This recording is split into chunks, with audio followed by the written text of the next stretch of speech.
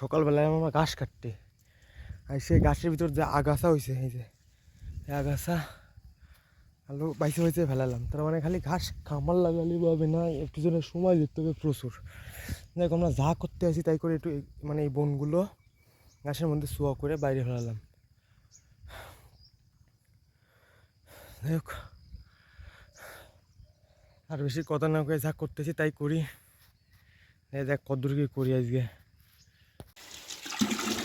আমি দানাদার খাবার খাওয়ানোর পরে আমি এইভাবে গরুরে জল খাই, একদম ফ্রেশ পানি একটারে আমি এইভাবে ফ্রেশ জল খাই গরুরে।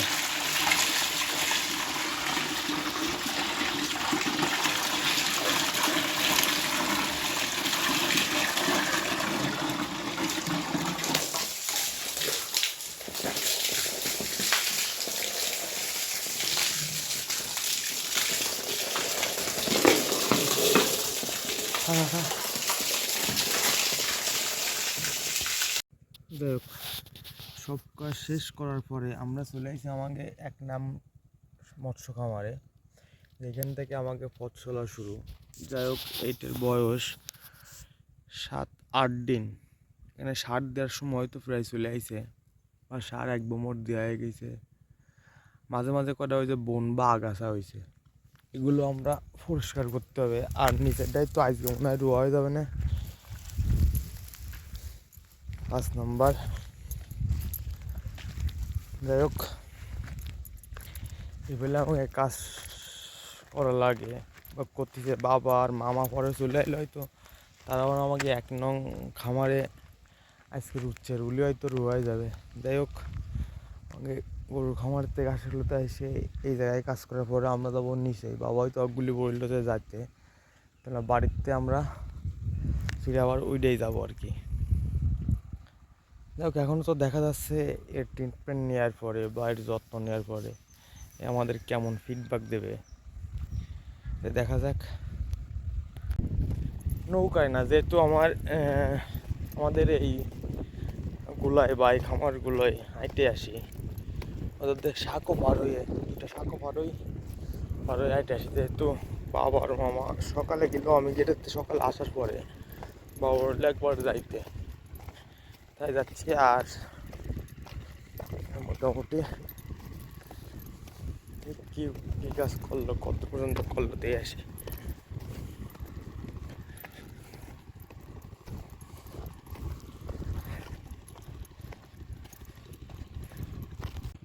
বাড়িতে কটা কটা বাদলা ফুটিছে, পাতলা পাতলা। আমি ওইটা গেলাম, খালি নিচেরটাই যেতে পারি নাই, নিচেরটাই কাল যেতে পারি না সময় জন্য। যাই হোক, বাবা আর হলো মামা এলো, মামা আর বাবা হলো কালি কিষান এলো 3 জন, আর টোটাল 7 জন, আর আজকে 2 জন বা 3 জন, 7 জনে। আর 7টা কিষানে এটুকু হলো রোলো। যাই হোক, বাবা রুইটে স্নান করতেছে, আর মামা হলো উই গেলে স্নান করতে দেওয়া যাচ্ছে। এই যে মামা হলো স্নান করতেছে আমাদের এই 4 বিঘে গেলে।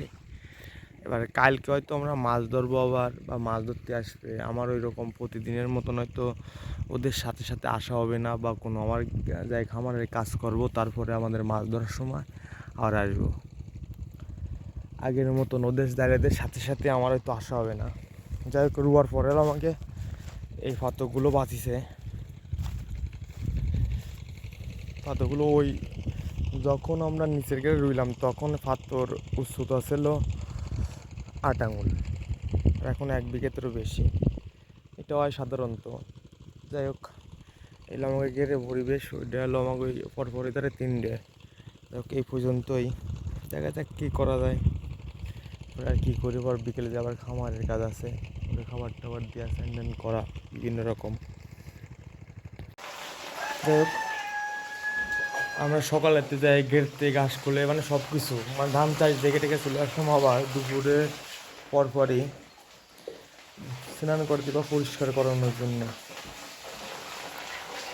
যাই হোক, এদের এখন আমি সপ্তাহে 2 দিন হলো এদের পরিষ্কার করি, মানে মেজোটা জল পটাশ দিয়ে। এটা অবশ্যই কিছু মূল্য না, বা এটা যদি আমার ইচ্ছা কি আমি যত এদের পরিষ্কার রাখবো, আমার মনে হয় না যে একটু অপরিষ্কার রাখি, দেখে তো বোঝা যায় না। তারপরেও আমি পটাশ বললাম, পটাশ দিয়ে এগুলো ধুয়ে দেবো সব জায়গায়।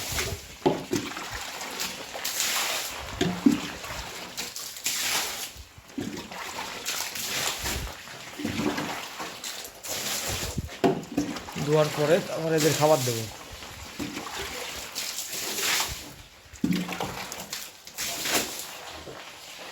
দেখ এবারে চলতে থাকুক।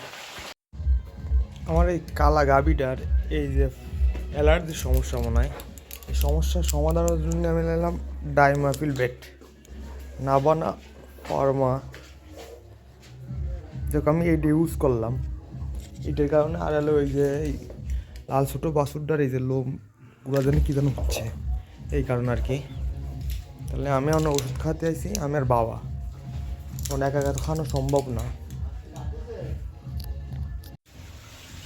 তো বেলা ফ্রেশ হয়ে গেছে, যে দুপুরে খাবার টাবার দেওয়ার পর যে দিলাম খাতে আসে সব।